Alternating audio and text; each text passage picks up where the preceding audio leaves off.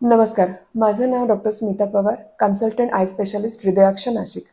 आजच्या व्हिडिओमध्ये आपण जाणून घेणार आहोत रात्रीचं स्क्रीन स्क्रोलिंग. म्हणजे मला माहिती बऱ्याच लोकांना स्पेशली रात्री अंधारामध्ये कंटिन्युअस स्क्रीन स्क्रोल करायची जी सवय झालेली आहे त्याचा आणि डोळ्याचा काय दुष्परिणाम होऊ शकतो याच्याबद्दल आपण माहिती जाणून घेणार आहोत.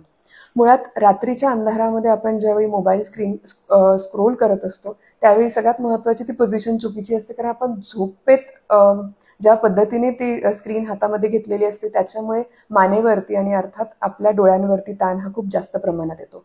त्याच्यासोबतच यामुळे आपला जो रेटिना असतो त्याच्यावर जे मॅक्युला आहे त्याच्यात सुद्धा डिजनरेशन्स होऊ शकतात. त्यासोबतच आपले झोपेचं जे सायकल आहे ते डिस्टर्ब होतं आणि अर्थात डोळ्यावरती जो ताण येतो, ड्रायनेस वाढतं. या सगळ्या गोष्टींमुळे आपल्या डोळ्यांना एक लाँग टर्म रेटिनल डॅमेज सुद्धा नक्कीच होऊ शकतो. सो शक्यतो रात्रीचं स्क्रीन वापर टाळा.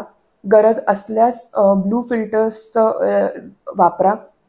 स्क्रीनसाठी ग्लासेस वापरू शकतात. शक्यतो मोठ्या स्क्रीनचा वापर करावा आणि शक्य तितक्या लवकरात लवकर ही सवय आपण मोडली तर मला वाटतं नक्कीच रेटिनल डॅमेजपासून आपण स्वतःला वाचवू शकतो आणि डोळे असतील तरच हे सुंदर जग पण आपण बघू शकणार आहोत. धन्यवाद.